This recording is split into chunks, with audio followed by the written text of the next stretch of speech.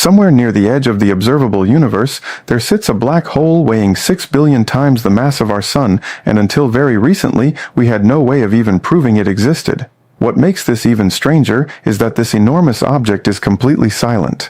It produces no light, no emissions, no signal of any kind, and yet, somehow, it seems to have already shaped and destroyed the galaxy around it, billions of years before our solar system even formed. If this sounds like something worth knowing about, hit subscribe right now, because we cover discoveries just like this every single day. To understand why this particular finding matters so much, we first need to look at how scientists usually find massive black holes in the distant universe, and why this case is so different from everything we have seen before. The black hole in question sits at the center of a galaxy known as MRGM0138. This galaxy is located in a region of space that became well known for a couple of reasons. First, it apparently acted as something of a supernova factory. Second, and perhaps more remarkably, it sits behind a natural cosmic magnifying glass created by a phenomenon called gravitational lensing. Because of this lensing effect, light traveling from very far away sometimes takes multiple different paths on its journey toward us. The result is that we end up seeing multiple copies of the same object or the same event, each arriving at slightly different times. So when something dramatic happens in that distant region, like a supernova explosion, we actually get to observe it repeating itself, sometimes separated by several years.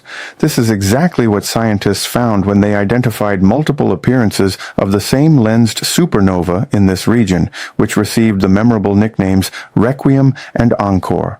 Based on current calculations, researchers now expect a third appearance of this same supernova sometime around 2035, which is one of the reasons this particular patch of sky has been so actively monitored and studied over the past several years. The gravitational lens itself is produced by a massive cluster of galaxies sitting directly between us and MRGM0138.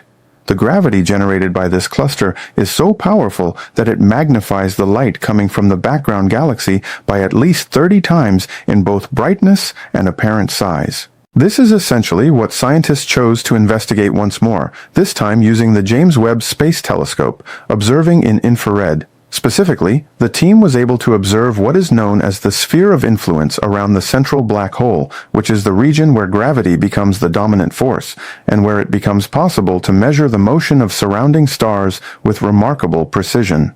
For a familiar point of comparison, we can look at our own galaxy, where the motion of stars near the center has been tracked over many years to confirm the presence of Sagittarius A star, the supermassive black hole at the heart of the Milky Way. Normally, when scientists study black holes at extreme distances, they can only do so by looking at ones that are actively feeding.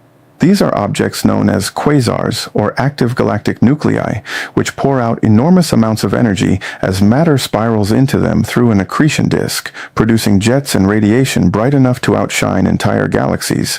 The standard approach has always been to find these distant black holes when they are lit up and easy to spot.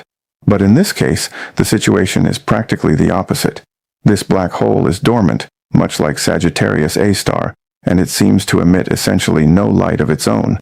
That makes it nearly invisible to traditional telescopes, and until this study, its existence could only be assumed rather than confirmed. So how did researchers actually find it, and more importantly, how did they manage to measure its mass?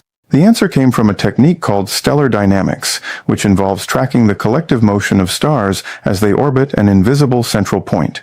It is the same basic method used to study Sagittarius A star, except that instead of looking at an object roughly 26,000 light-years away, the team was observing something approximately 17 billion light-years distant, sitting at a redshift of 2. Trying to resolve such a tiny region from such an enormous distance would ordinarily be completely impossible. We are talking about an area just a few light-years across, which from that distance would appear as something on the order of 4 times 10 to the negative 5 arcseconds, roughly equivalent to trying to see a quarter from about 80,000 miles away, or around 1/3 of the distance to the moon. Normally, stellar dynamics is a tool reserved for nearby galaxies. This observation is apparently at least 15 times farther away than any previous measurement of its kind. But because of the gravitational lensing effect, enough magnification was available to make it work. Even though the James Webb Space Telescope cannot resolve individual stars at that distance, the lensing provided enough data to observe the motion of groups of stars as they moved around the central mass. From those speeds and orbital patterns, researchers were able to calculate the gravitational pull at the center and determine that the black hole weighs in at approximately 6 billion solar masses, making it roughly 1,500 times more massive than the black hole at the center of our own galaxy. It is actually comparable in mass to the famous supermassive black hole at the heart of the galaxy M87, which became one of the first black holes ever directly imaged. This result also demonstrates that tracking stellar motion through gravitational lensing is a viable and powerful method for studying black holes in the very distant universe. What this discovery changes for science is significant on several levels. For one, it shows we can now measure the masses of dormant black holes far beyond what was previously thought possible, opening up an entirely new window onto the early universe. Using this technique, scientists can begin to map out how many of these ancient sleeping giants existed in the first few billion years after the Big Bang, and how they developed so quickly.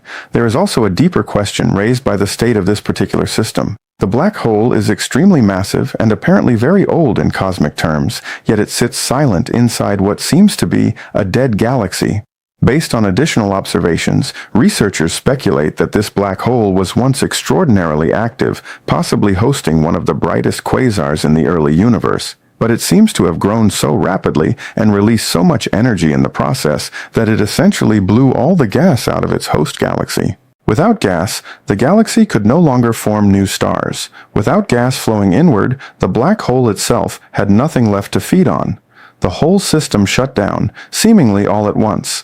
This kind of process, where a black hole effectively kills its own galaxy, has been observed in systems much closer to us, but seeing it apparently preserved at this distance is remarkable. It suggests that some black holes in the early universe grew so large so quickly that their galaxies never had a chance to keep up. Rather than the black hole growing alongside its galaxy in a balanced way, the black hole dominated entirely, consuming and expelling everything around it. This turns out to be very different from what we see in the nearby universe, where galaxies tend to be shaped more by gas and dark matter. The early universe, it seems, was fundamentally different in how these structures formed and interacted. For a long time, our picture of the early universe was built almost entirely from observations of active glowing black holes. But those bright phases apparently represent only a small fraction of a black hole's total lifetime.